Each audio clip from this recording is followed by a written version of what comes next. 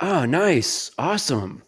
Let me open this guy up and see what happens. Hope no demonic entity pops out of this thing. Whoa! Whoa! Whoa! What the hell? Chris, what's going on here? We got to get this thing together.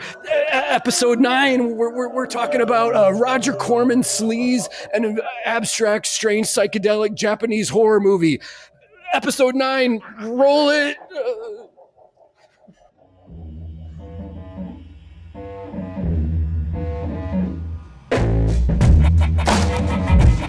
Trash Movie Bonanza with your hosts, Jim and Chris.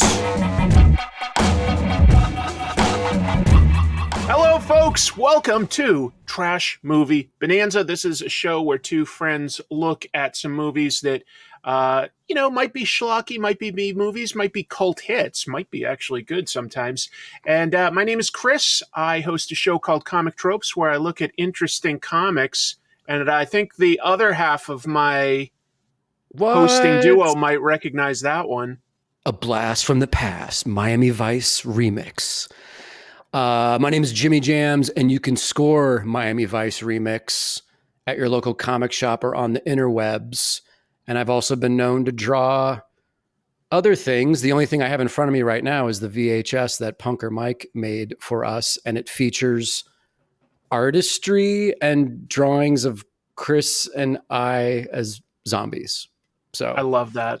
I love that. Thanks again, Punker Mike. Beautiful work. And I think we have some fun ones this week. You know, last week we did Hammer movies, which I think a lot of people would be like, those are good.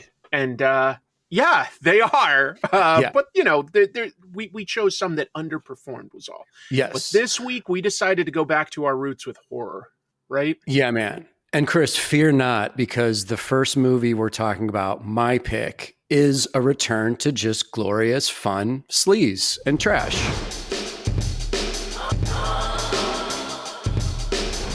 And it's Humanoids from the Deep, 1980, a glorious Roger Corman production directed by Barbara Peters. And Chris, I'm going to run this idea past you and you tell me what you think.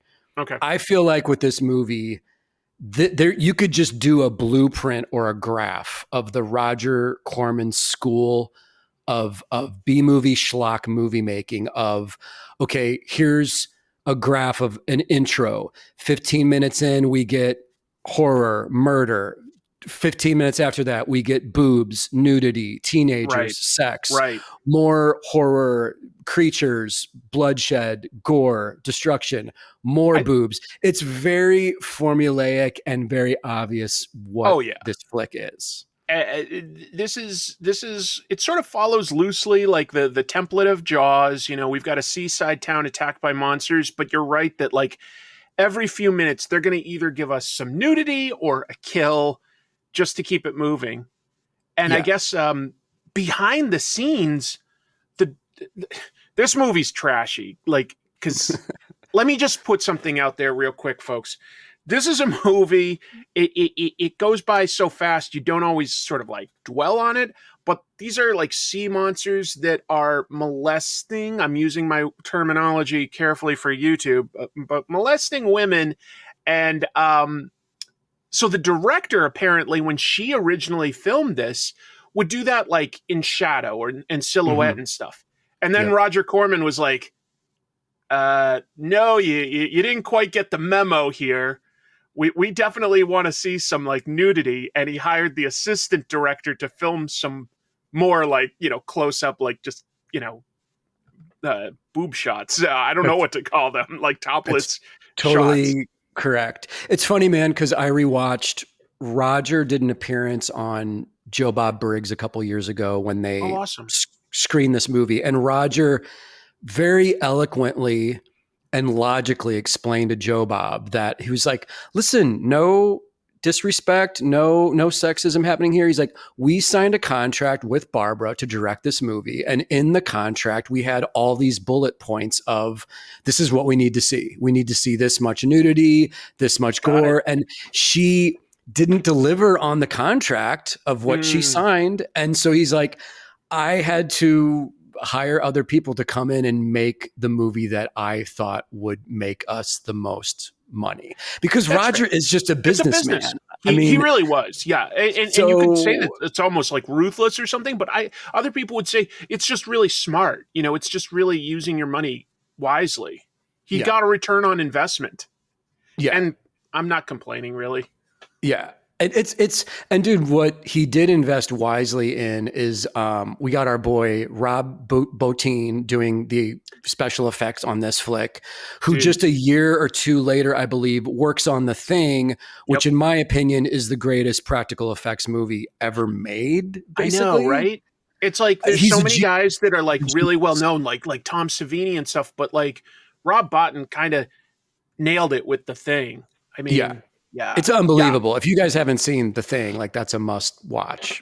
For any Well, movie fan. And then he also gets James Horner to do the music in this movie, which I know. the flick starts off with this totally obvious like John Williams Riff. whimsical like ripoffs, music of like, oh, the townspeople, they're getting in their boats. We're in a cannery type style town of fishing, and the salmon industry is the trade of this town and the It's the livelihood of this town. lifeblood. Yeah, yeah, yeah. So, right off the bat, we're getting people on a boat going into the water to, fish for salmon. And then we get our first attack basically from these humanoid mutated. Chris, do you want to explain what these Well, creatures are? well, to be honest, we don't really see them for a little while still into the movie. We just see That's like true. I think That's a true. hand right now, which just totally looks like creature from the Black Lagoon's hand. But what I wanted to say is to your point, this movie this movie proves it is a B movie right from the beginning by doing two things. One, the first kill is a kid, and Yeah. B, they show him get dragged into the ocean by reversing the footage. Yeah. So it looks ridiculous, but it's a Yes. kid. Yeah, there's like, a guy that like a fisherman with his crew, and he's brought his, I don't know, maybe 11 or 12-year-old kid, maybe younger, 10, whatever. He brought his kid along. The Yes. kid falls into the water and gets dragged under. Yeah. And before the kid falls in the water, he spills the gas can onto the deck of the boat. And when he Clumsy. gets killed, a flare gets misfired and the entire boat blows up and Well, everyone dies. Nothing you can do.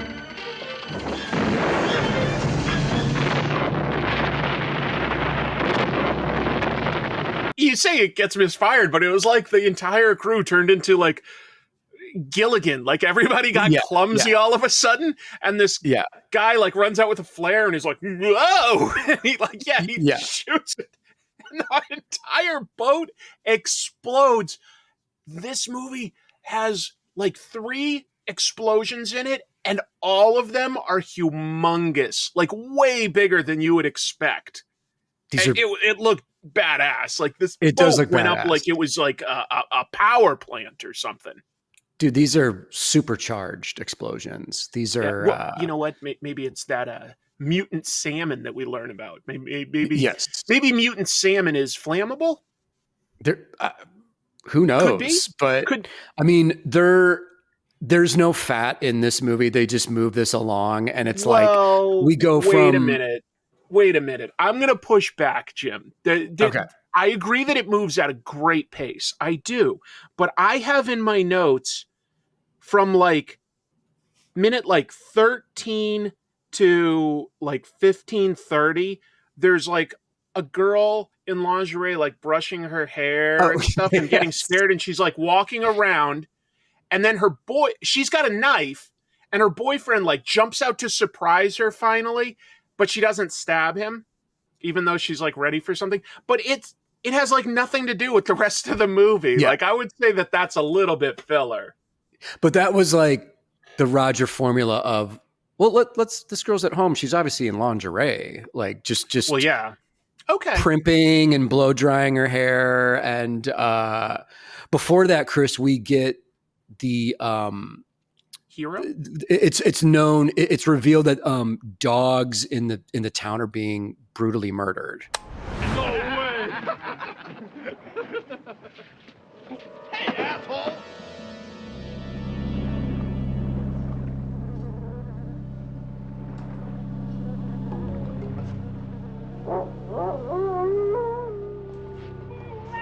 That's funny. The only dog left alive is the Indians.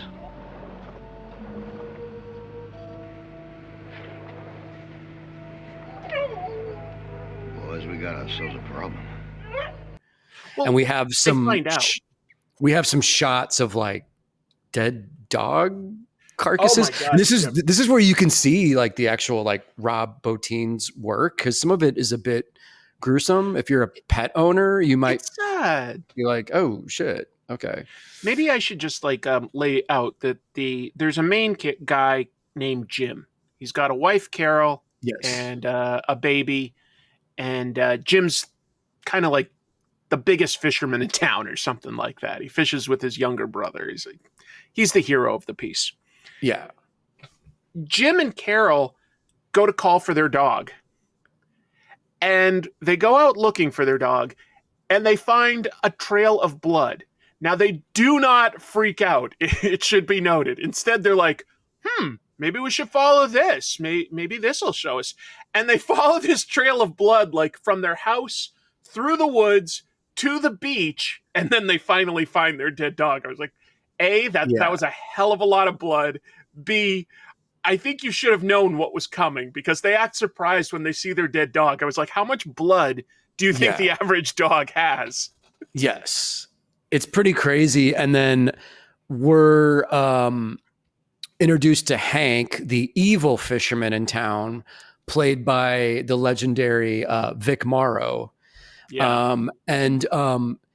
Some of his and his crew's dogs are dead. And then we're introduced to Johnny Eagle, the only non-white guy in the entire town, who his dog magically did not get killed. And so Hank blames Johnny on these dogs. No. His dog did get killed.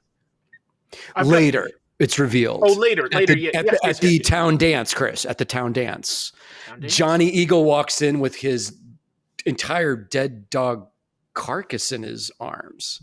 Is sad. And it's like, yeah. I'll say this though, man. It's a pretty good dead dog prop. Like, I don't know if they actually put a real dog to sleep, or if that's a Rob Bottin. It would have moved around or been too dangerous. It's got to be a prop, but it looks real. Like to Rob Bottin's credit, or Bottin, I don't know how you pronounce his name.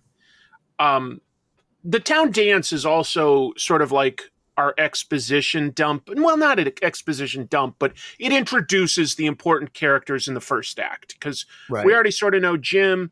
We know Hank. Is it Hank, the bad guy? Yeah. Yes. Yeah. And Slattery, right? Yes. Like, isn't that his last name? Slattery. What an evil name. Flannery? I think it was Slattery. Okay. And at the town dance, this town has a lot of events, we'll note by the very end. But for a small fishing town, they've got a lot of get-togethers. At the town dance, they have the president of Canco, a very cleverly named business that makes canned fish, and they're sort of new to the town. They're opening a big cannery, and the town is a little divided on this. Like, Jim is actually for it, and so is Slattery, but Johnny Eagle isn't, and Jim's brother isn't too sure. You know, because it's handing over their livelihood to a big business, and the president is like, we've got this Dr. Drake, and she has like figured out how to make salmon grow bigger, faster, and twice as powerful, or plentiful. That would be bad if they became powerful. But yeah. This is foreshadowing. But they basically did. Yeah. But yeah, that's where we meet everybody.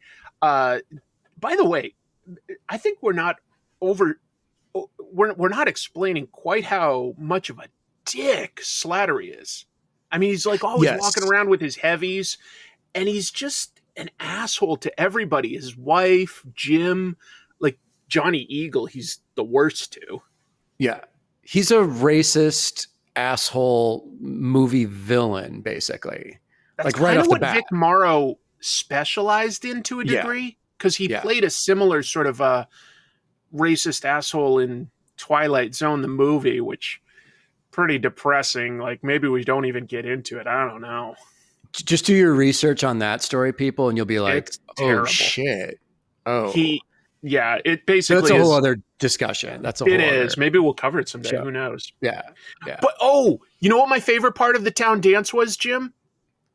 The band. The band. The polka band or whatever music they're playing. I don't know. Well, now that you mention it, maybe it is. But what I wanted to say was just that, like, it turns into a fight, like, because Slattery and his henchmen, like, just kind of are being jerks, and there's a big fight, and they use the same punch sound effect like 50 times. It's awesome. Yeah. Like, you just keep hearing It's smack, smack, Yeah. smack. Look out!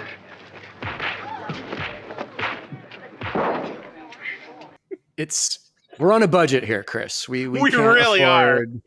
We can't afford this isn't Lucasfilm making a Indiana Jones movie with those deep smashing punching sounds that we all love. It's this those is nice, like meaty yeah, sounds. the meaty, you know what I'm talking about. I do. I have a lot of respect for Foley artists. I feel like that would be a really interesting job, to be honest. But it is funny. They just used the same punch again and again and again. Yeah. No, but it's funny because like with the fight, it's like the men of the town from all ages are all acting like boys outside of the club, beating the shit out of each other. And eventually it gets broken up, but it's kind of like, oh, there's this divisive element in the town, you know, between Hank and his gang and everyone else. Am I remembering right that it did get broken up with the sheriff just sort of shooting his gun in the air? Yeah. Which is also a little crazy. A sheriff that, by the way, is like he just does nothing to solve the problem. We'll see. It's up to the townspeople to solve the problem once it starts. The sheriff is always around and is just like, I don't know what. Yeah. It after that, we get the creature, our first beach attack, basically of an old 26-year-old and a nubile like 18 or 19-year-old.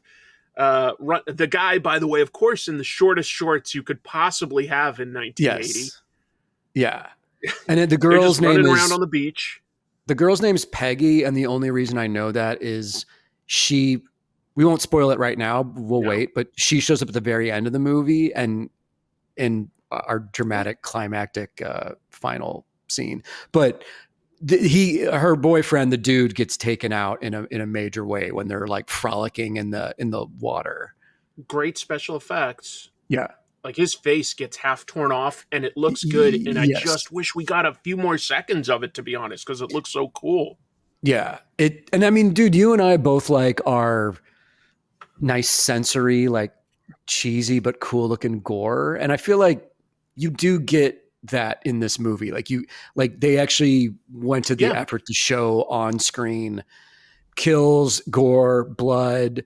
So I would say 98% of this movie's budget went to the effects. It just feels like they didn't skimp on the creatures and the kills. Like, for how low budget it is. And, you know, they chose an actual real town, fishing town in California, which sort of probably saved them a lot from having to create any sort of prop boats or anything along those lines. You know what I mean? So it looks authentic most of the time. I do want to have Jamie put one thing in, which is these two people you're talking about, the guy that gets killed and Peggy, they walk past on the beach a massive footprint of the creature, like inches away, and they don't notice it. Yeah. It's like a comedy beat, man. It's so unsubtle what it's setting up. Did you miss that? They were very distracted. They were very horny and like They were very Distracted. horny, and not the only horny people we will meet. Yeah. Do we just talk right now about the legendary ventriloquist in Let's the do tent that. scene? That starts during the What- day. As soon as things get like just a minute or two later, it's night. That's what happens, I guess, with a low budget movie when you don't shoot fast enough. And it's a guy seducing a girl with his ventriloquist, and it's working. Oh, come on. Show me more than the head. Well, the head's the best part. Oh, come on. For you? Okay. Billy, she's surely doing it. Oh my God. Get me out of this thing. Billy, what's holding you? Come on, Billy. Come on, I'm not passing this up. What are you, a klutz? Oh, I'll miss the excitement. Yeah. He has a dummy. I guess this was an actor they actually hired, but he's like, yeah, I also have this routine in real life of me and my dummy. And he's like, it's going to be in the scene. And the filmmakers were like, okay, I guess we'll work with that. And he's I did not seducing know this that. hot young girl with this dummy. Yeah, he's like, I don't know the exact lines, but he's like, oh, I've got wood. And she's like, oh, I hope I don't get splinters. And he's like, Yeah. yeah, I'm a real cool guy. This poor girl. And she's just they're- like instantly like top pops off like, yes, ventriloquism, that is what does it for me. That is why I am with you. yeah. The early 80s were a much simpler time. It was a much simpler time for seducing women. Internet and stuff. So ventriloquism went a lot further than it does today. Yeah. Yeah. But man, when one of the humanoids attacks him in the tent, that dude gets a huge chunk of his back, like just ripped off of his body. And it's again, it's like a pretty cool, gory like moment of like, oh shit, they're actually showing us a lot of this stuff. And then the girl gets chased, down the beach and is assaulted by this creature. Yeah. It happens so fast in this movie.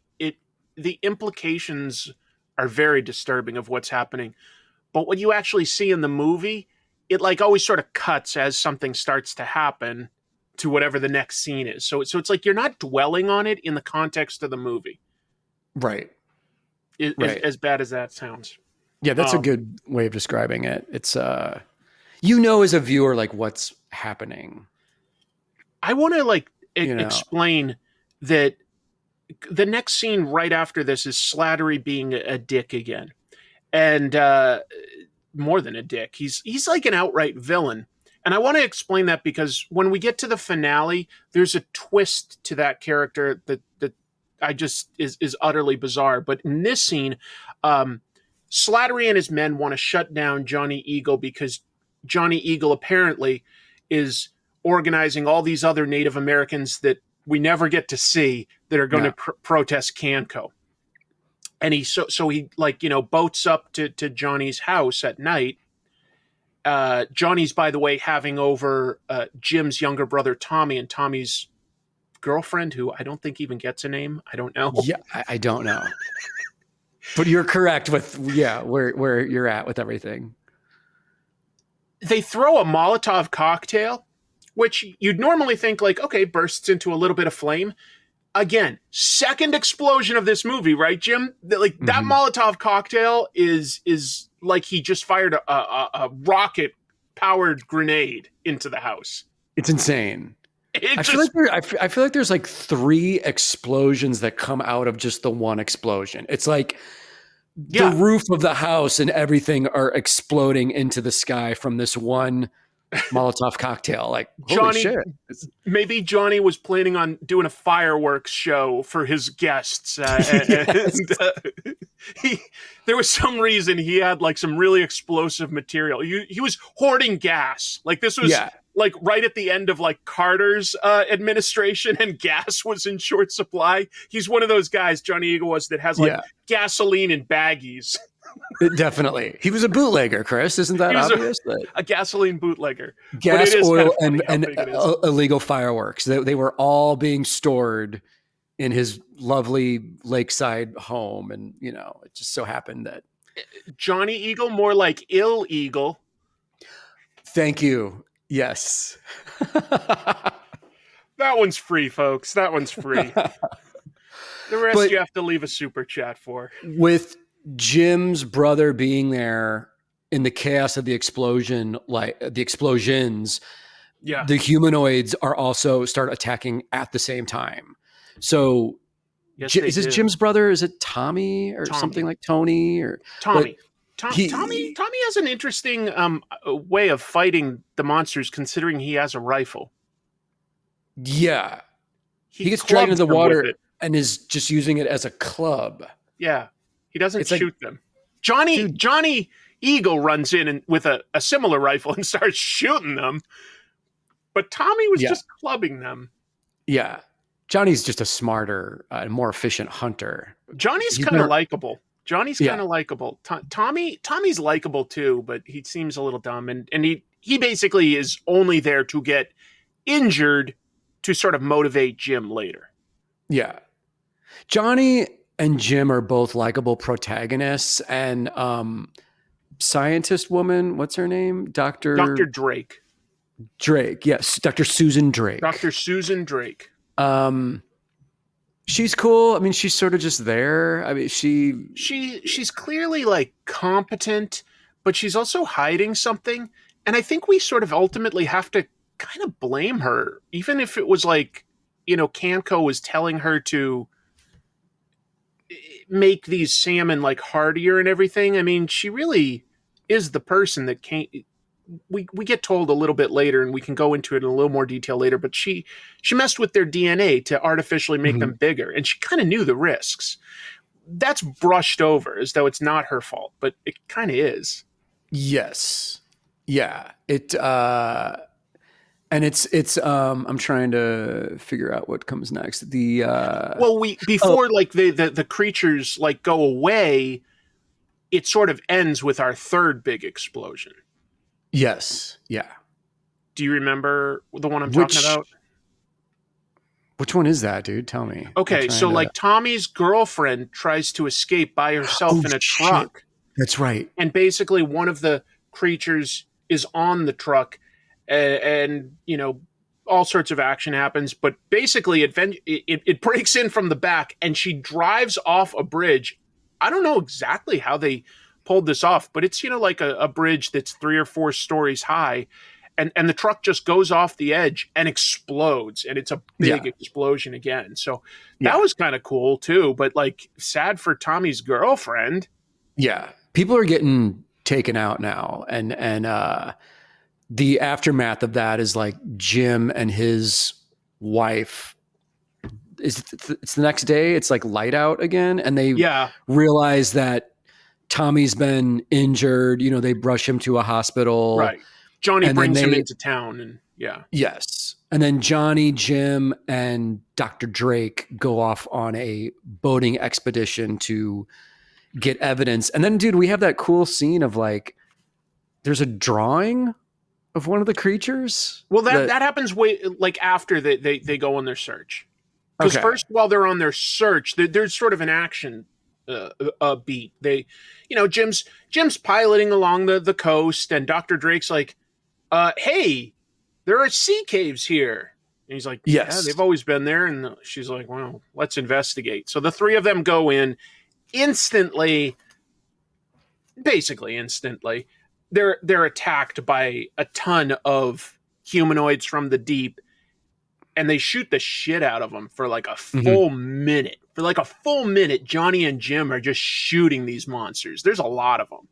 Yeah. And then they find before the shooting starts, there is an awesome reveal shot of like, it looks like some of the humanoids are still developing, and they're just kind of writhing and moving around on the sand. And there's kind of like their design. And it actually looks good. It looks creepy. It's effective in my opinion. It's an interesting design. You get them mostly in snippets, but by the very end, you start to see them like in full.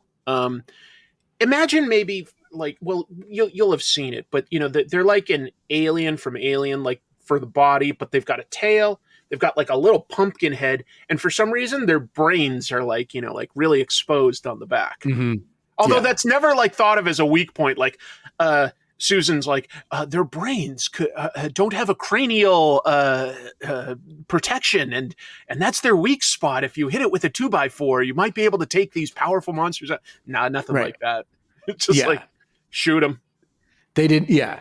Well, I mean, dude, lucky for the humans that these creatures are pretty easy to take out if you've got guns. I mean, if it's more that there's so many of them, right? Yes, yeah. Then, like, but if they get close to you, if they get close to a person, they're probably going to rip the shit out of that person and murder them. Yeah, they've got claws and teeth, and they're underwater, and just by virtue of being underwater, although they're basically amphibious, if that isn't clear, like because a lot of these attacks do happen above water.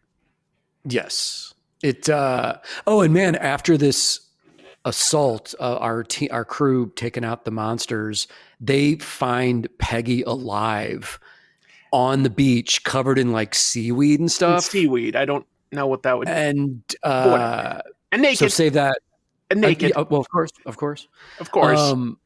And so save that idea for later, guys. Peggy is alive. Peggy has been found. She's alive. Yeah. And now they take her maybe to the hospital, and they take one of the dead monsters back to the Canco laboratory. I would have thought that it would be just like, like a warehouse with like, cannery stuff, but they've got a full science lab for Dr. Susan Drake to work in. Yeah. Chris, important question, B-movie question. Is this the same science lab that Alec Holland had in Swamp Thing? Oh, is it a shared universe, Chris? Is it a shared universe? Well, it's funny that you say that, just because these monsters are supposed to be amphibians, but they're also covered in seaweed that sometimes makes them literally look a bit like Swamp Thing. Yeah, there's a vibe there. The seaweed part of the design is a little strange to me, that they all have just sort of matted seaweed. It's probably there to maybe hide seams or something. It's the one decision, though, about the creature's design that doesn't fully make sense to me, because it's like hair, but it's seaweed. I don't know. I don't get it. Yeah. Chris, I think I have an explanation for that. Please. In one of the behind the scenes things I watched, they said that Rob Bottin only had the budget to make basically one fully functioning, badass looking suit. Oh. And they had maybe 2 or 3 other ones that were able to shoot from a distance that weren't as detailed. But I think they disguise this by, in each shot, they would slightly alter the amount of seaweed, the amount of hair, the amount of debris on the suit to give the illusion that we have like many, many, many suits. I figured that they didn't have many. I didn't think that they had just one hero suit. That's a movie term, folks. That one's also for free. But just one hero suit. I would have thought like 2 to 3. I really would have. Yeah. They use it effectively. Then they use it effectively. They do. And I think that's the impressive thing about Corman's movie making is all the corners that are cut, but you still get this tangible product that you can actually watch and enjoy. It's cheesy, it's schlock, but you can actually enjoy it as the product that it is. They'll rush through like how fast they make it. They shoot it more on like, a TV schedule than a film schedule. They don't really like do drafts of a script to perfect it, because they're just doing lots. But the one thing that they tend to do is they hire an actual film crew, so that you're shooting on film with good lighting and good sound, and they hire real actors. Now, some of those might be people from like, Johnny Eagle, for instance, was on a soap opera for most of his career. But they're convincing enough, they're better than the bimbos we got in, what was the movie you made us watch? Evil Tunes. Oh God. Yeah. Like that's the acting in that versus still like, this is low budget, but it has like a professional component to it. Yes. And I respect for that. Sure. I do. In the lab is where we sort of finally get our explanation. Maybe it seems obvious now, but I don't know if it would have been in 1980 that it would have been done that many times, but you've got like a Canco executive that's, telling Dr. Drake to stop telling this stuff to Jim and stuff, but she explains that she added DNA growth stimulants to salmon, About 3,000 salmon escaped during a storm into the ocean, and she theorizes that other creatures fed on those salmon and quickly, very quickly, mutated and are actually still mutating. Normally, tadpoles take 12 weeks to become adult frogs. Now we add DNA 5, which carries genetic information that stimulates the growth hormone in frogs. With the aid of DNA 5, adulthood is reached in a matter of days. So what's the point? We were duplicating this process to accelerate the growth of salmon when heavy tidal surges tore apart one of our experimental tanks. 3,000 DNA-treated salmon escaped into the ocean. I wanted to notify the authorities, but my employer at Canco stopped me. That they have just enough intelligence that they're A, finding humans a threat, and B, because of her like trying to like make them like grow more and everything, they're horny essentially. They're genetically programmed to want to reproduce. Ooh. Yes, with human women, obviously.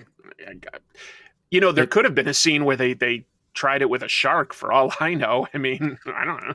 That's a cut scene. Yeah, that was a cut scene that they just couldn't quite convincingly produce on film. Yeah, that was in the script, and Roger Corman was like, "We don't have the budget to film that. Which is just stick with the nude, stick with the topless girls. Like we don't have the shark budget. We'll add a scene of a topless girl instead. That's a little more cost effective." Yes, I liked the. I just was talking about how they hired competent actors, but I felt like that the generic Canco executive talking to Dr. Drake and everybody was actually very flat. So I'm like contradicting myself. I'll give Jamie the time codes for this one quote. I'll just tell you. It goes, "Keep this quiet until Canco has had a chance to review it. Your theory could be totally incorrect." Mr. Gordon strongly suggests that we keep this quiet until Canco has had a chance to review it. Your theory could be totally incorrect. But I think I just gave it, I think me telling you that, Jim, I gave it more personality than the actual line delivery. You had much more rhythm and flavor in yours than we saw in the film. Like this guy might have just been like a boom mic operator that they needed, that they just put him in front of the camera. They put a lab coat on him and we're like, "You're in this scene now, dude." Like someone didn't show up. The actor was like, I'm stuck in traffic. I'm probably going to be like 30 minutes late. They're like, "We can't wait." Yeah. You boom mic operator, you just became an executive. Yes. I did? Yeah. My big break. Yeah. You're on camera, kid. Get used to it. This is also the scene where you were mentioning earlier. There's a drawing of the creatures that Dr. Susan Drake supposedly did. I always wonder when I see drawings on film and TV, who did it? I always wonder. It's not a bad drawing. I dig it. It's sketchy, but that makes sense. Yeah. Yeah. So yeah, we get. Would you say that this scene is basically the exposition dump, and then we go into just the full batshit crazy finale with like the state fair being overrun with the humanoids? And that could have happened at any time. What's funny is it's like Dr. Drake just explained the danger, and Jim's like, "So, you know, these things see he's not the smartest. He's like, "These things see people as a threat. The festival." She's like, "My God." It's my theory that these creatures are driven to mate with man now in order to further develop their incredible evolution. It's enough to scare the hell out of me. Let's hope the people in the town believe us. Drake, festival. Oh, my God. And they rush there.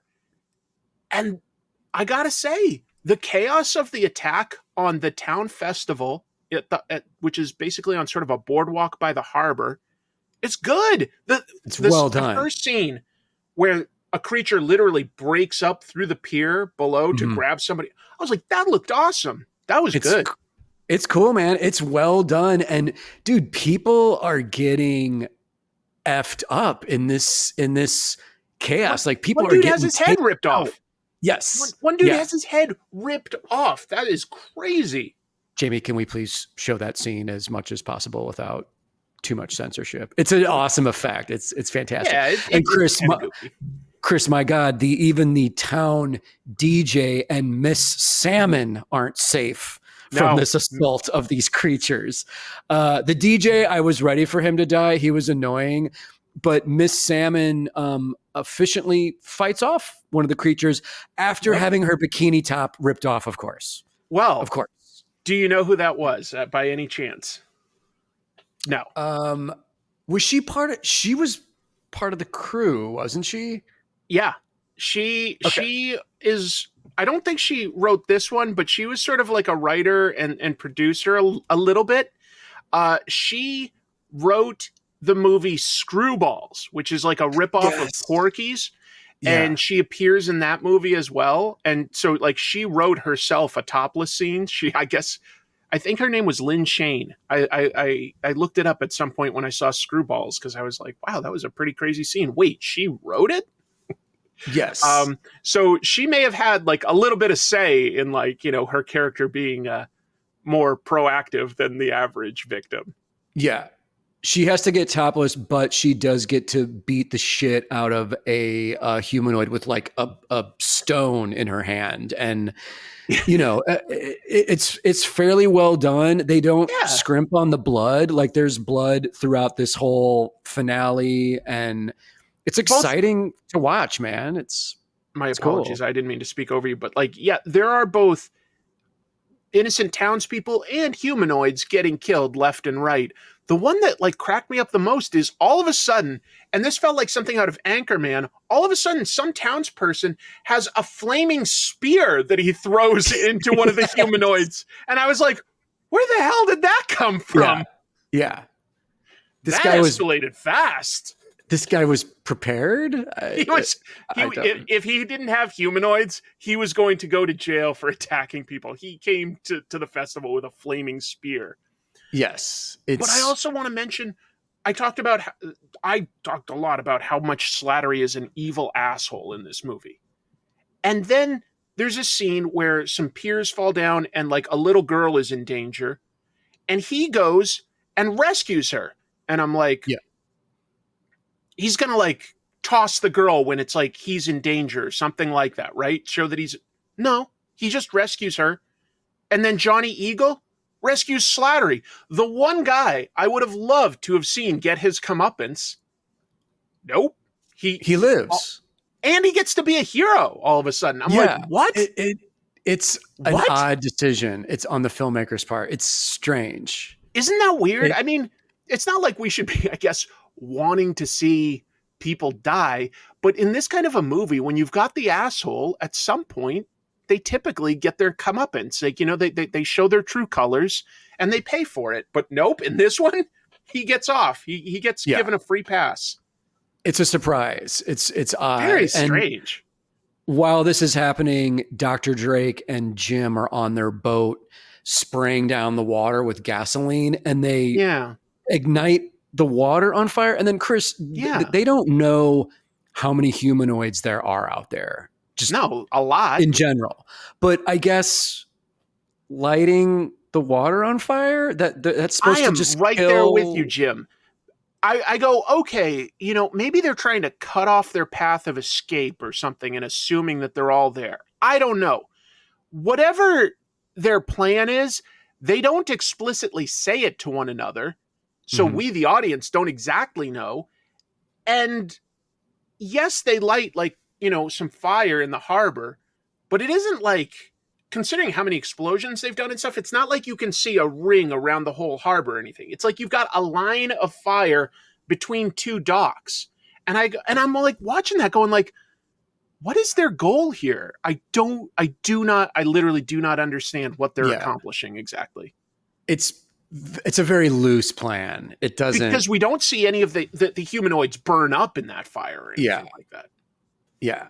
We see the humanoids getting taken out on the docks by different townspeople. And then the fire, like I mentioned. And then Jim realizes that his wife is at home. He bolts out of there. That's the second time he realized something at the last minute. Because at first he's like, the festival. That was his first thought. Not my wife. It was the festival. Yeah. And then all of a sudden he's like, my wife. My wife and kid and little kid are at home. Oh shit. Maybe Chris, remember luckily, them first next time. Yeah. Luckily though, man, the wife is efficient enough at defending herself and like takes out there's a couple creatures that attack her in her home. And they perv on her too. There's like one outside the window while she's like changing or something, and it's just like Yeah.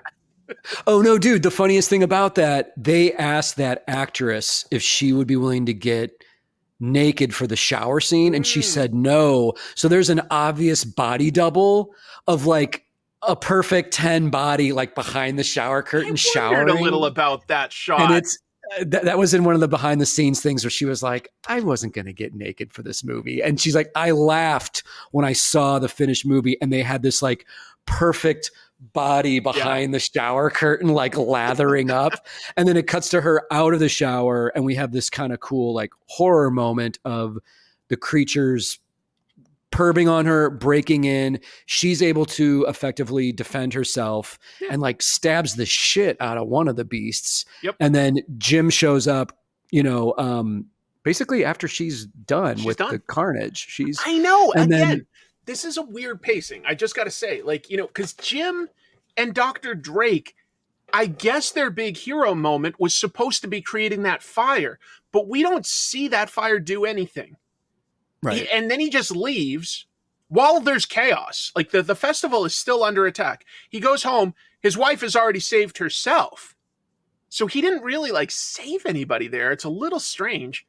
And then they go to town the next morning and it's over. And I was like, did somebody kill the humanoids off camera? Like, what happened?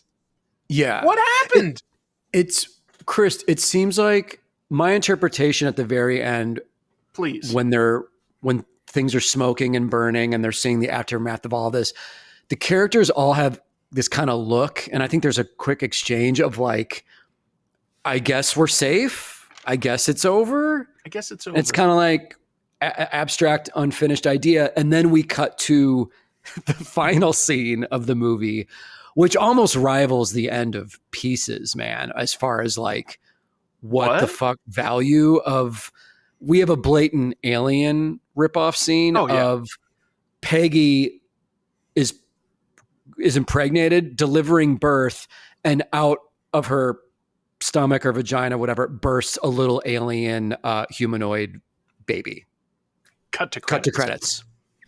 Jinx. Yeah. Thank you.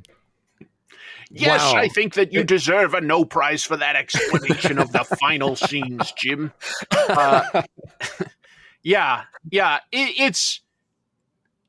It's fun because it moves fast, but it also glosses over a lot. If you pause to think about it like I am, which maybe is not the way to watch this, some of the logic falls apart. Yeah. But or at least it tells a story. It's just not what you. I maybe people would say it's cliche if Jim saved everybody and then saved his wife, or maybe it would be cliche for Slattery to get his comeuppance. I'd say that those are more satisfying elements, and that's why we see that kind of storytelling. Yeah. Chris, we'll file this under my category of, this is one of Jim's beer drinking, hanging out with friends Friday night movies that you don't overthink. You just laugh and enjoy watching it. And because there's so many little holes in a lot of this, Hopefully some of the folks on YouTube are watching this with friends and having fun joking around. I bet you anything that when this airs on Schraub Home Video, that the Discord will be having fun riffing on it with each other. It's that kind of a movie that like it's fun to riff on and just sort of you don't have to pay that close attention because it's just going to keep moving. It's just going to keep moving. Yeah. And it's about the effects. It's about the effects and stuff. And the effects were good.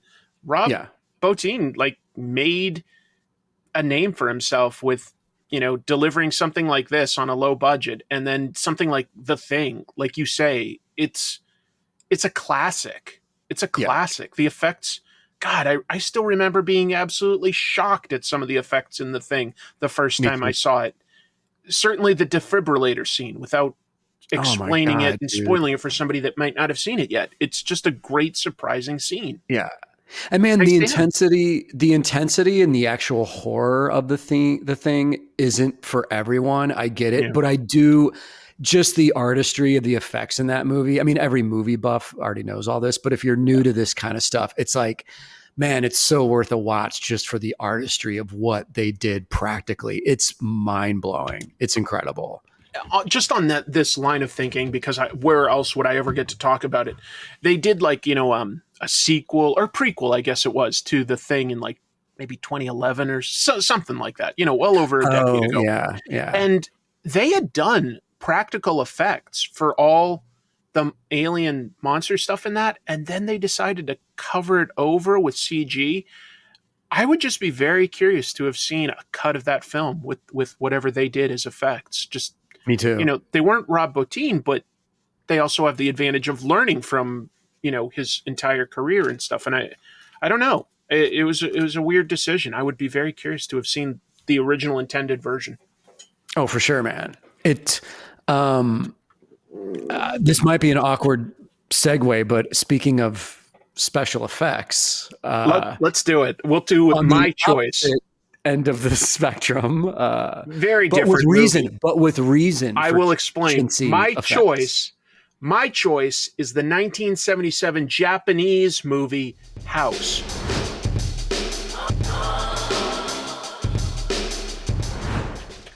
Some people will say Hausu, but that is just the sort of katakana version of them trying to call it House. It was called House because the writer-director, wanted to give it an English name to just sort of feel a little more surreal to the Japanese audience. It is called House. And this is a haunted house movie. However, the history behind it is 1975, Jaws. Great movie. One of my favorites. Huge blockbuster. You could argue the first blockbuster, really. And Right. And I think it inspired Humanoids from the Deep. It also inspired this movie, which ended up, of course, nothing like Jaws, but Not at all. not at all. Movie production amazing. studio Toho was like, we want a movie like Jaws. And they eventually sort of had this guy, Nobuhiko Obayashi, come up with a treatment. And I guess he just sort of like broke that down to, something scary. He went home, talked to his little daughter, Shigumi, and said, like, what scares you? And she gave him a bunch of surreal, crazy ideas. And he was like, that's the movie. Yes. That's our Jaws. It's And it so was brilliant, dude. I love it. And Toho was like, weird. And they spent like 2 years trying to figure out who should be the director. Again, this was like 1975. They wanted to jump right on top of Jaws, but they couldn't figure out how to crack this. And eventually they were like, tell you what, you haven't directed any like movies, but you do it. It's your idea. Yeah. You do it. Right. And Chris, sorry to interrupt, but Obayashi was known as this commercial director and made all these interesting, brilliant, surrealistic like TV commercials, which you know more about Japanese culture than I do. But for me, it's like this stuff totally could fly in Japan. This could not fly in America unless it was like the early 90s and you're David Lynch. Well, it didn't. Just to be clear, like another reason why I chose this is critically, at the time that it came out in Japan, the critics didn't care for it, like the movie critics. However, the youth culture loved it.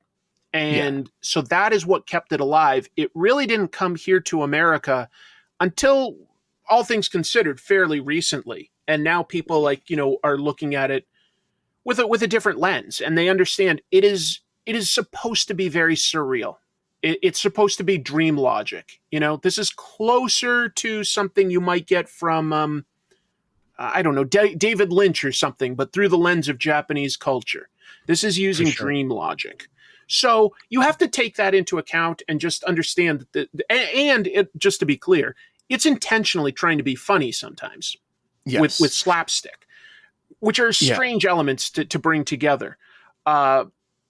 It's great though, because I love that gusto though of merging all these different things together. It's Oh, yeah. so, to me, there's so much like innovative creativity going on here. There is. And for you guys that don't know this movie at all, it with House, it's like House is a movie where it's like you put it on and you experience House. You don't necessarily watch it. It's an No. experience. It's a fever dream.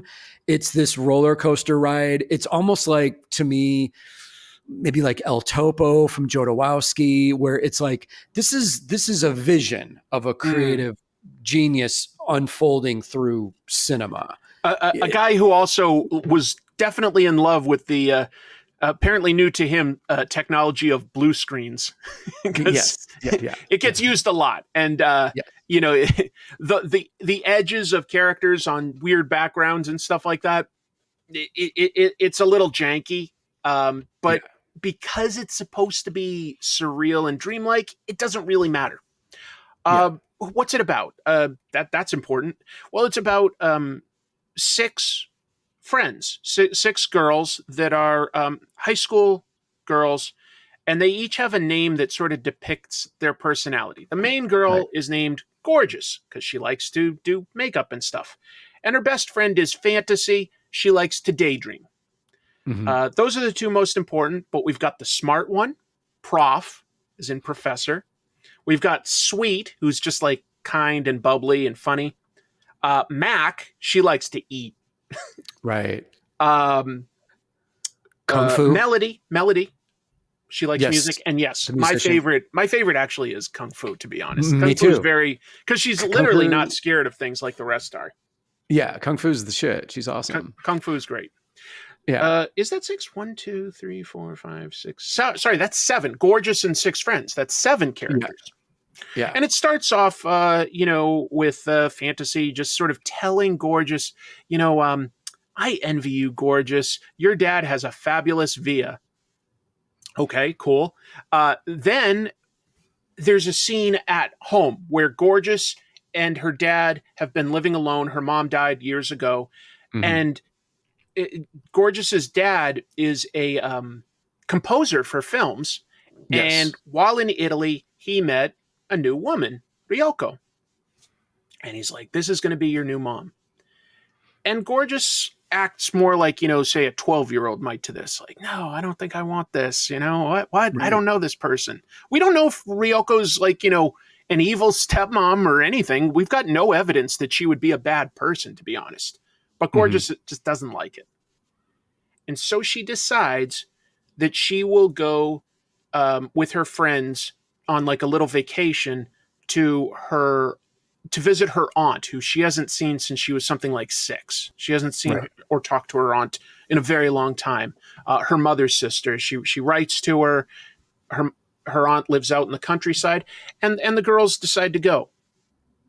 There's also a tiny subplot, I guess I should mention if we're going to break this down, where there's a teacher named Mr. Togo. Togo, baby. Those sideburns, those mutton chops. Yes. It's very 70s. Very 70s. He's a handsome man, though, Chris. The girls have a crush on him. The one girl in particular has a big crush on him. I think Sweet, but yeah. And Mr. Togo, like, basically had like a family member with an inn that they were going to go to for the summer. But it's his like sister, I think, and she's pregnant and she can't like operate the inn. So at the last minute that falls apart, and Gorgeous is like, why don't you guys come with me? We'll go to my aunt's. It'll be kind of like that. And they're like, yeah, that's a great idea. So we've got each of these girls, and they go on this, there's all sorts of surreal imagery. There's the weird scene of Mr. Togo falling down the stairs and like getting his butt stuck in a pot and spinning around. Yes. Just to show that he's goofy. Not to jump too far ahead, Chris, but when the girls get to the actual town of where the aunt lives, there's a sequence that just becomes like a TV commercial where a song kicks in and people are like doing their daily routine. And it's like, what's this now? Like there's a lot of, interesting cut and pasted moments, scenes, and visuals in this, to the point where you guys in this movie, some of the backgrounds are just straight up like paintings. Yeah. And it's obvious to the viewer, like, oh, that's not real. It's like, well, yeah, that's the point. Like the point is to bring you out of reality and let you know you're in this like dreamscape of a situation, you know. Anytime they're outside, just about, you could tell that the backdrop is like a painting, or they've used like green screen or blue screen to sort of like show a house and like, you know, painting. I mean, here and there's some real stuff, but a lot of it is painted. A lot of it is like painted imagery and stuff like that. But yeah, they get to town. They get off of the you know, bullet train, the Shinkansen. And a local guy is like, "Oh, you're going up to that house? You know, people haven't gone there in a while." The watermelon salesman, which is important because Mac, being the hungry girl she is, buys a big watermelon. Yeah. They get to the aunt. The aunt seems friendly. She's in a wheelchair, it should be noted at first, and she's got this white fluffy cat like. Who was the James Bond villain that always had that cat? Oh, Dr. No. Or oh shit. Yeah, the head of Spectre. The head of Spectre, right. Blofeld. Yes, good. Okay. I was like, Blofeld, some of our viewers are going to be very mad. Like, how do you guys not know? You should always know your James Bond trivia when you're talking about 1970s Japanese horror. But it's like that. Right. It's like a big, fluffy, white, pretty cat. But like her aunt has a cat. And the cat's a little weird because every once in a while, its eyes sparkle green and something supernatural happens. Like when they first enter, and it makes some chandelier shards fall down. But Kung Fu is there to like kick a shard away from Sweet. Yeah, definitely. It's awesome. Dude, once they get to the house and strange things start happening, that's for me when like the movie really kicks into like you as a viewer watching this for the first time, like you have no idea what you're in for. Like this is what's so fun about the movie is it's like all rules are out the window. Prepare for this awesome ride. It's almost like akin to watching like Evil Dead 2 for the first time or something. Yeah, and it's like, and I feel like this flick definitely influenced Sam Raimi. It's got a certain visual flair with like close up, like fast moving things, and an editing style that does remind you of some of the Evil Dead 2 stuff. No question. No question. Yeah. It's just a little more surreal than even that. Cause like there's no logic. Like some of the things that happen here, cause basically that night things get weird. Mac goes to get put the watermelon. Let me explain. Sorry, I'll back up. There's no real electricity to the house, or at least not to the fridge. Mm-hmm. To preserve the watermelon, they put it in a well that's just outside. Mac goes to get it that night so that they can all have watermelon, and she never comes back. Fantasy goes to check on her, but when she pulls the watermelon out, like instead, Mac's head just starts floating around and like bites her on the butt. Yes. Very weird. Completely. Other weird things. They do get the melon eventually. The aunt is eating it with them. And she like, at one point turns to Fantasy, opens her mouth. Yes. There's one of Mac's eyeballs is in her mouth. The aunt is taunting her. You're like, what? It's so awesome. And this is where like the childlike nightmare fever dream imagery kicks in of like the eyeball in the mouth. And Chris, I think around this time we see like Gorgeous is taking a bath, like in a hot sauna thing. And like there's hair behind her that starts crawling up like her back and then it disappears. It's a quick, like kind of nightmarish thing. But it's great. It's so creative. Mac never comes back. Like whatever happened to her, like, you know, happened to her. And the girls start sort of getting taken out and Gorgeous basically becomes possessed. Some of the things that are weird at one point, some of the girls are sort of cleaning the kitchen, I think. And the aunt walks into the refrigerator. The girl runs over.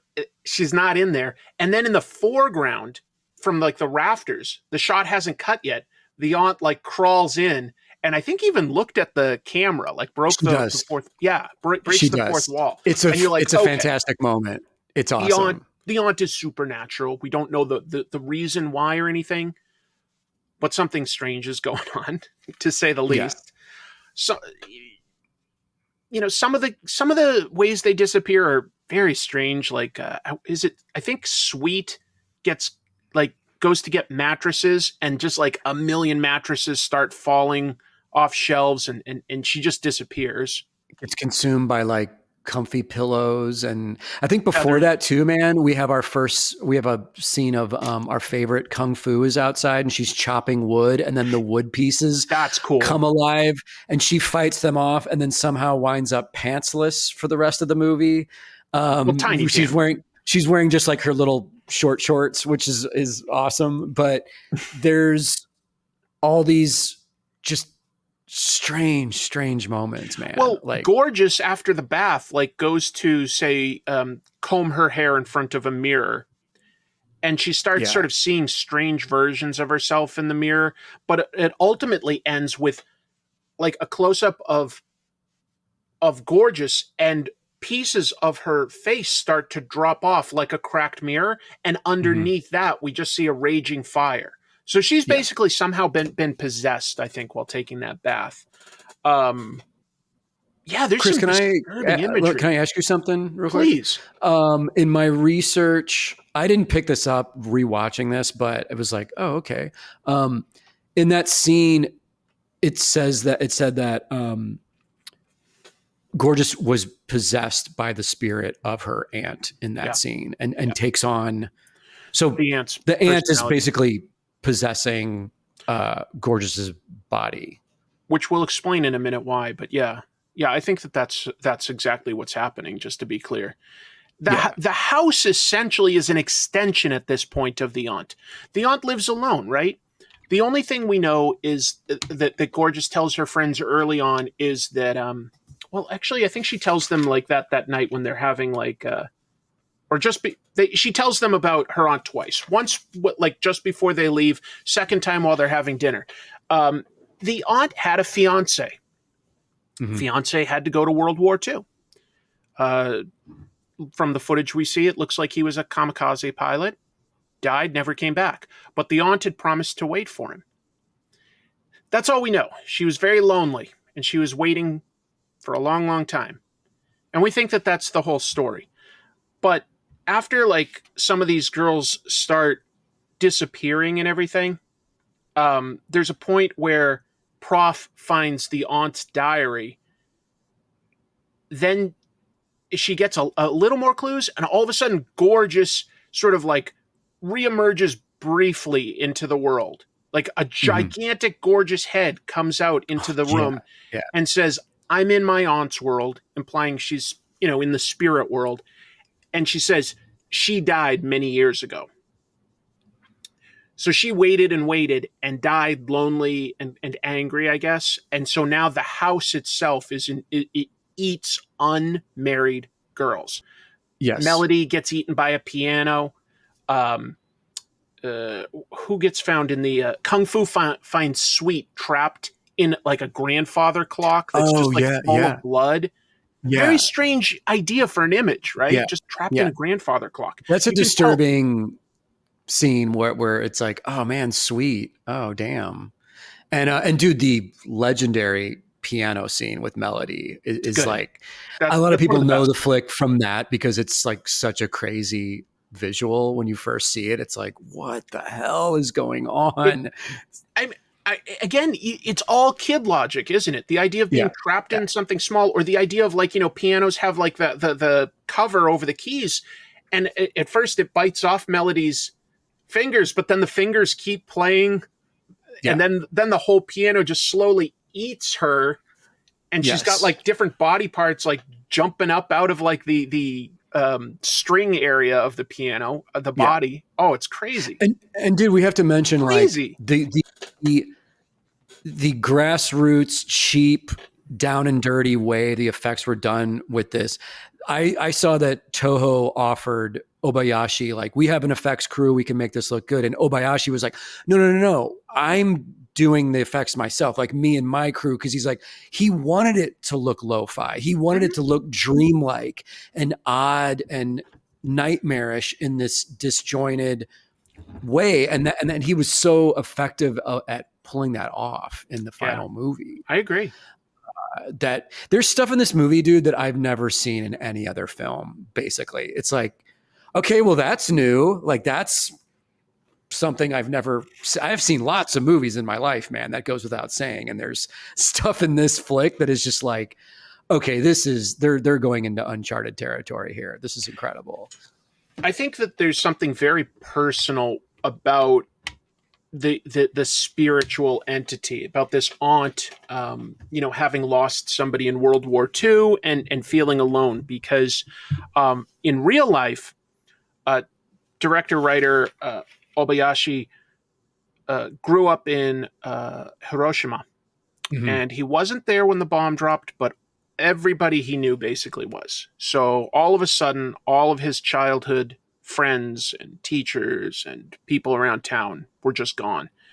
And I think that has to just stay with you in such a huge way. Like the scale of that trauma of losing so many people at once.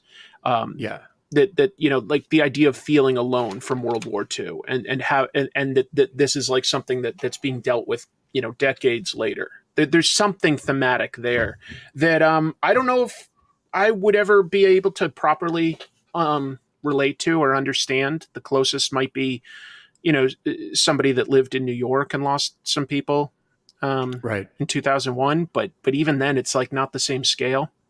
Yeah, I'm glad you brought that up, man, because I saw an interview with Obayashi where he said one of the themes of this movie is the generation gap of the girls represent the new bright generation that grew up in peace, and they're very happy-go-lucky and joking around, and they don't really have a care in the world. And the aunt represents the old generation that literally had a bomb dropped on them. Like, could you imagine two bombs? Could you imagine? And dude, what a crazy generation gap in just a short amount of time. Exactly. All things considered. The different things that they each went through. I mean, to be fair, I guess everybody in the world had that generation gap. Our boomers and our greatest generation also had a generational gap of like one went to war and dealt with but I think it's hard to argue that nothing is like, seismic as what happened in Japan. People went to war, but so many people were killed at that point that it was, it's foundational to a lot of their movies at the time. That trauma. We're at the point now where, not as many people are remembering something like that, but it wasn't that long ago, all things considered. Right. Anyway. Right. I don't want to sort of just beat by beat tell you this foreign movie, because you sort of have to experience it, even if I'm telling you some of these cool moments. It ends though with the surviving girls on like a tatami mat or something as the room fills with blood. And at one point, Kung Fu, the most efficient one, goes to kick a painting of the cat. Like, that's the weak point for like a video game, right? Kick this 3 times and you'll get free. I don't know. Blanche, the cat. Isn't that the cat's name? Blanche. Which I love that as the name. It's like, that's awesome. It is. That's a very also, like English name. So Obayashi was thinking that through to just make it feel otherworldly to the local audience. They wouldn't name somebody Blanche over there. But when Kung Fu tries to do one of her, patented flying kicks, she gets attacked and sort of eaten by a lamp. Yeah. Except she still fights, even though she's like all eaten up, and her legs escape, and her legs are able to complete the mission of like kicking the painting, which makes dude, once that cat painting starts spewing blood and stuff out of its mouth, it's like, these are things that we can describe to you guys, but you have to actually watch this. You have to see it in context. Yeah. For yourself to believe it, baby. I think incredible. You're right that this movie could have definitely inspired Sam Raimi. because like the Yeah. bleeding wall, that's another thing that happens in Evil Dead 2. Yeah. There's a thing in this. This is super specific, but I'll just include it. But the reason that really dawned on me rewatching it is there's a scene when stuff really starts to get crazy in this movie of like windows closing and like the slats of walls closing, and it's like, dude, this is so like Sam Raimi took so much of this, the energy and the cutting of like, because the idea of a window closing isn't scary, but the way that they shoot it and do it in this movie Zoom and in. Evil Dead, Yeah. it's scary. It's you bet your ass it's scary. So those kind of like energized, crazy moments that rely on camera angles, editing, sound. That's something we didn't mention, man. I love the music in this movie. Yeah, it's quite there's good. a repeated kind of piano thing that melody plays that also becomes one of the themes of the movie. Yeah, you hear it in guess like a simple, like just piano, but there's also sort of a more orchestral version of that theme.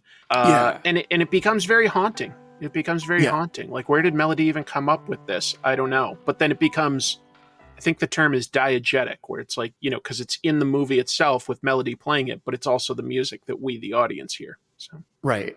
And there's a great little like funk track that kicks in every time Kung Fu goes into action. She's so cool. That repeats, and the soundtrack is available on Spotify, you guys, if you want to check it out. I didn't know that. I was listening to it last night when I was inking some pages. It's right cool. on. That's awesome. Yeah. That's so cool, Jim.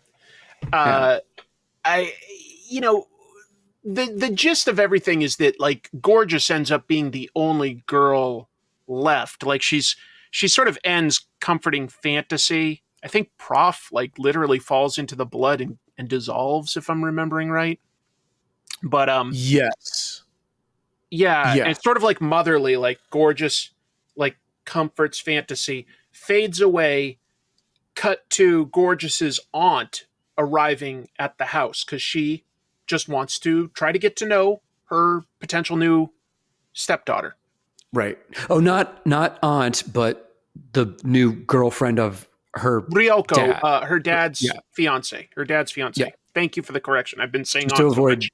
Said it without thinking. Yeah. All good. The aunt sort of just disappears at a certain point. Yeah. There's also a really effective scene where the aunt just all of a sudden starts walking and everyone's like, wait, what?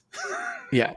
And I think that that's implying that she's starting to get power from like eating these unmarried girls. But that's how I took it, is she's being energized by what's happening. By their youthful energy as she consumes them. And Ryoko, she may be engaged, but she's also an unmarried woman. So she gets there and Gorgeous essentially, I'm cutting out like a bunch of filler. Gorgeous shakes her hand and that like immolates Ryoko. She just burns up into nothing. It's never going to end. Yeah. Was there any effect or beat that like you especially liked out of this? Because there's so much strange imagery. It's really hard to like hone in on what's the best. I've got a couple that I liked. I love it all. The standout moment to me, and I haven't seen this movie in a long time. I'm so glad we revisited it. But the one thing that I remember seeing for the first time that blew my mind was the mirror scene with Gorgeous, where like the pieces are falling off her face and it's animated. Like that to me, man, is such a striking visual, to the point where I was like, I want to borrow that or possibly steal that for a scene in a comic book. Like that is so visual. It's so striking. It's so interesting looking that it's inspiring me to want to do something similar. And to me, that's what good art is where my inner artist voice is like, I want to do that. Yeah. I want to take that. Well, you know, in a way, David Lynch did sort of use an image like that in Twin Peaks: The Return. There are scenes where Laura Palmer in the Red Room and Laura Palmer's mother both sort of take off their face, and it's just blue screen showing some sort of like chaotic energy behind.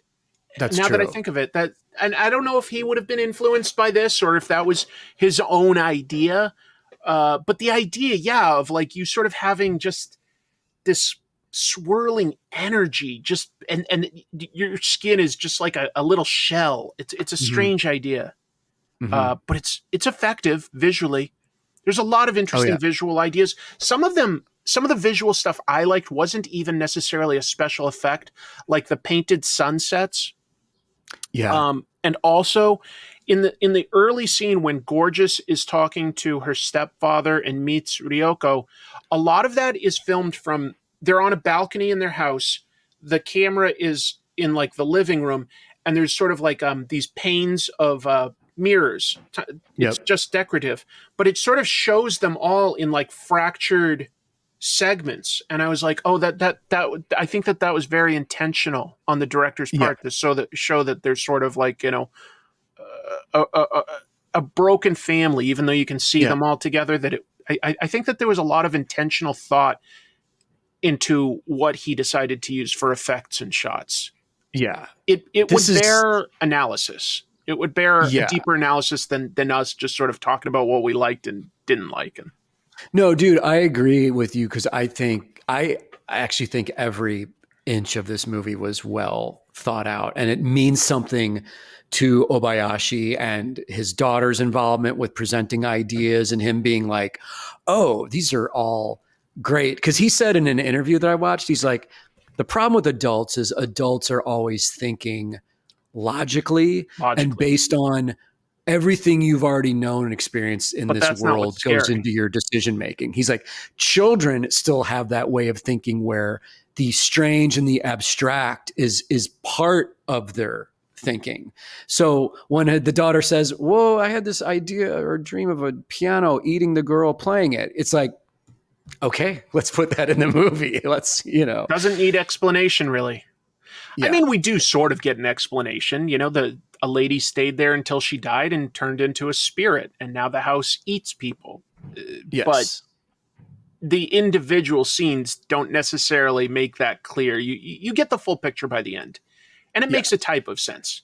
But it definitely is strange logic. I liked it. Yeah. I liked it a lot mostly for the visuals and stuff, as compared to like I wasn't as invested in any character. Like I wouldn't say that like, oh, I want Gorgeous to survive and, you know, be the hero. I didn't care as much about that, which is Right. good because it's not really a happy ending. Right. But I wanted but it to was ask you the something. idea of it. Go ahead. Speaking of the ending, so the flick ends, man, and then I forgot that this happened, but the flick ends, and then we have a credits scene of the real life girls who played Right. all the characters just being shot in real life with the credits rolling, and I thought it was so interesting seeing this because this movie came out in 77, and this almost reminded me of like watching MTV in the 90s with like The Real World or something. It was very real world shot. And to me, idea, wasn't it? I didn't mind it, but I also was thinking like, does this take away from the fantasy of the movie? Or I think that might very intentionally be the point of it, is to like sort of like give people like, okay, was that scary? Was that too intense for you? Don't worry. These are all real people and they're fine. Right. I think that Right. is the idea behind it. Okay. And you can argue whether that's a good idea or not. I mean, you don't have to watch that. But it is interesting at this point historically to see that. Also, you know, only 2 of the girls were professional actresses. The other 7 or whatever it was were all like just sort of hired for their look more than anything else. Like it was Gorgeous was a professional actress, and I want to say Fantasy. But the others were all just sort of chosen more for their look. So it was their first time acting. But they seemed to be, I think that they did have a chemistry that implied that they were real friends. Like it worked. It worked in that regard for me. Yeah. When you're watching these movies, man, obviously you're reading the subtitles, but is your brain also picking up on the Japanese that's being spoken? Because I don't really know any Japanese, but I don't speak fast enough to catch all of it, but I definitely catch phrases and words, and sometimes that's interesting to me just because I see that like the English subtitles have sort of like adjusted it a little to get, but it's to get the idea across faster or something. And yeah, I do catch that. And that is kind of fun. I wish I spoke better. Been studying for a long time, but it's not easy. Yes. Yeah, I could understand. The other thing I wanted to ask you, I don't know if you know anything about this, but there was a mention in one of the interviews I watched of a house manga. Do you know? I did hear about that, and I've never seen it. I think that Okay. would probably be very hard to find. Kind of funny, related to this, because these ideas were both based on Jaws. There was a Jaws manga produced in Japan, a literal adaptation in 75. And I spent like over a decade looking for it. I did find it on my last trip to Japan. And someday I I think saw I'll that review that. in one of I saw that in one of your videos. Yeah, Yeah. you got it. That's cool. But I think 'Cause, it would dude, be like that. Like some manga is going to be like, not printed on the same scale as like what's in Shonen Jump, like some of this stuff that's yeah. more for adults. And you have to really dig. You get a guy like Japan Book Hunter on the case and have him like look for it for a few years before it might turn up. Sean, I'll be reaching out to you. Because, man, I couldn't even find a single image from it yesterday. No, I heard that there was a searching manga, but online for it. I also have never seen it. So I don't Okay. know anything about that beyond that supposedly it exists. But yeah, On we my- say my supposedly list. because I can't confirm that. Yeah. Okay. Now, it would be interesting to see an artist attempt that. Sometimes, one storytelling format is better than another. And I think you certainly could do something surreal and interesting, but it would also be a very different experience from what House gives you. You could literally, look, this is not a literal adaptation of the Miami Vice that we grew up with. This is very over the top and exciting and stuff. But I just have it here and I'm like, okay, you could do a Miami Vice crime comic, very like grounded and realistic, right? Like very much like it. But how do you get across something that's surreal? That's gonna involve some big changes from two different mediums. That's gonna be a very different experience. And I think like horror in comics or manga is more about creepy ideas and pacing than like an overtly gory image. Right. But that might work for House. Right. I'm wondering what Junji Ito would do with a House. I think that's a really good adaptation. analogy, actually. Like, because whatever his short stories are, that's about as close as you can sort of get to something like this. It's also, and I haven't emphasized it a lot, folks. It's funny too. It's as long as you like slapstick, because it is slapstick stuff. Mr. Togo every once in a while has a subplot of like wondering if the girls are okay and coming to try to visit them. Yes. What a goofball. Dude, Mr. Togo he turns into a pile of bananas he at turns the end into of the a pile movie. of bananas. His favorite food. He has an argument with the watermelon guy, like whether bananas or watermelons are better. Yeah. Guys, this movie's brilliant. Trust me. Trust us. This movie's amazing. I don't know what else to compare it to. I mean, I think that you're right that it could have potentially inspired Evil Dead 2. If not, it has some very similar editing and imagery. But as far as like, the tone, all I can come up with is, a little bit of Twin Peaks. But even then, it's not quite the same. It's very strange. We've talked about two very different movies tonight, but I'm super excited about what we've come up with for our theme next week. Oh, yes. Yes. Oh, yeah. Shitty sequels, right? Yes. Yeah. Which I need to talk to you because I'm still wavering on my decision of what flick is going to be mine, but your pick is like fantastic. You don't have to say it if you don't want. Nah, but we'll keep that. We'll keep that one in the bank.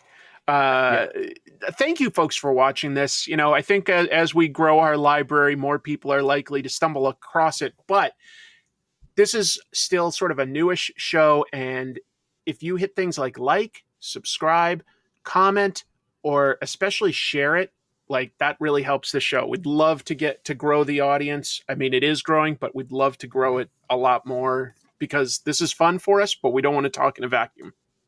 Yes. Tell your friends and family and annoy your neighbor with your knowledge of strange movies that you learned about from our show. I mean, hopefully it sends you down a path that finds some cool stuff, because there's so much crazy film out there. But you're doing another show these days online, Jim. Do you want to plug that one?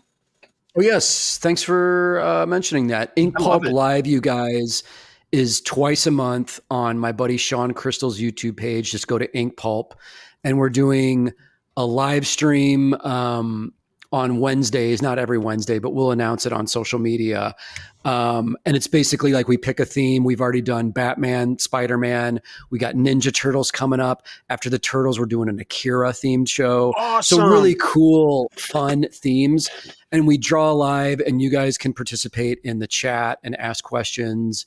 And we sell off the art during the stream, but we also just talk like craft, and we talk comics, and it's just a fun hangout. We're not stealing the weekly spinner rack format, but we're inspired by what you've done, Chris, it's closer to on like Mondays, I feel like it's closer to like when you hang out with your friends and do drink and draws, which are a thing that have existed forever, if not by that term.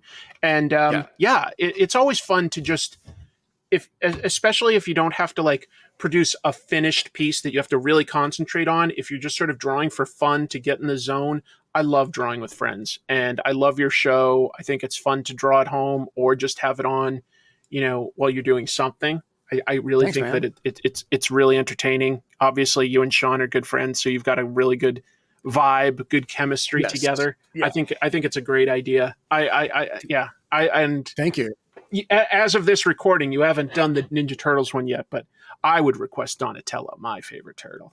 Yes, I know he's your favorite. And I do want to mention that our boy Jazzy Jamie Wood, who edits this show, is our editor and monitor on the live stream. He's basically your producer. Yes. Yeah.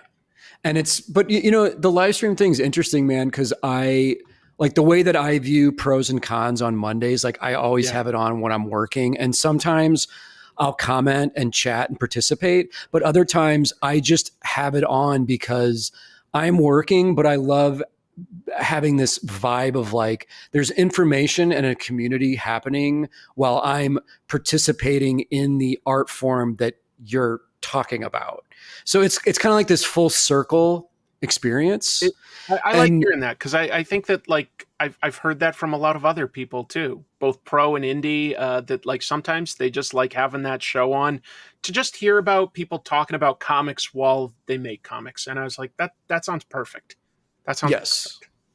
And it's positive, dude. Like you and I have talked off camera about like, I don't want negativity or like, what do you call it? Like shock value, whatever, like how people get hits or likes or whatever. So it's like, you're just a good dude who's knowledgeable, and you're presenting like the news and the information in a fun way. And it's not like shock value, like we're gonna mess with your mind. I'm not trying to like I'll try to cover a wide variety of topics on that, like whatever the biggest thing is, but I'm trying not to go too sensationalistic, minus the occasional cheating like sort of thumbnail or something, because you got to play a little bit of the YouTube game to get people to like click in the first place. Like I do cheat a little there, and I'm like, all right, I hope people know that this is just fun and games for a ridiculous thumbnail or title. But yeah, I love the idea that you're doing this this new show on Ink Pulp. I think it's a good show. I think you guys are great together. Do you think that at some point you might invite like another pro or something to sit in with you? Yeah, I think we do want to have fun. We do want to have people on. Right now we're kind of just building like our rapport and how to do the show. Because dude, you know this, like a live stream is interesting because like we're trying to pay attention to the chat. Yeah. There's a lot of things all happening at the same time that I'm still getting used to, where I'm like, this live stream thing isn't as easy as it looks like. And you're just alone on Mondays doing this. So the fact that you're presenting the news and clicking on articles and thumbnails, but you're also paying attention to people and their comments, it's this interesting like juggling act. It is a juggling act. I think who knows? Maybe someday we do one of these live. Maybe someday we have a guest on this. There are things that we can like lightly experiment, but I agree. Like initially we're trying to figure out our dynamic and just have fun talking about the stuff that we both like. And I love it. Definitely. It means a lot to me. I'm enjoying it. I love all the comments that we've been seeing. Like there've been just about every comment is kind. And it isn't all just, you should actually be watching this. Right. There's stuff to say about these movies. Yeah. No, we appreciate people's involvement and feedback, and the comments, you're right, have been awesome, you know. And a big thanks to Jamie, because obviously we started this one with a little bit of special effects. Thank you, Jamie. Couldn't do this show without you. Neither of us have the bandwidth to do what you're doing for us. So thank you. Thank you, Jamie. We love you, brother. Anything else you want to plug? Guys, all my info is below. You can buy books directly from me on my website. Follow my social media.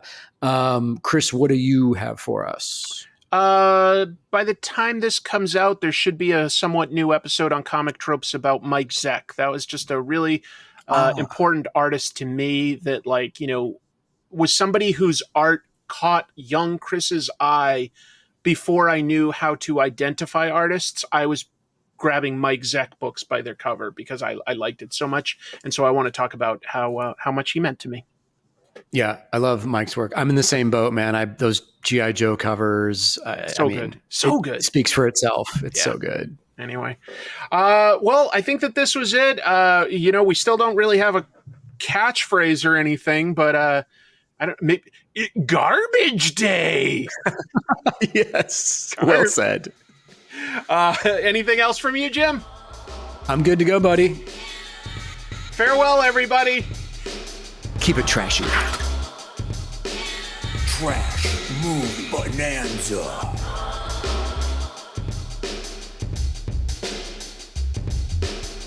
Like and subscribe. Thank you.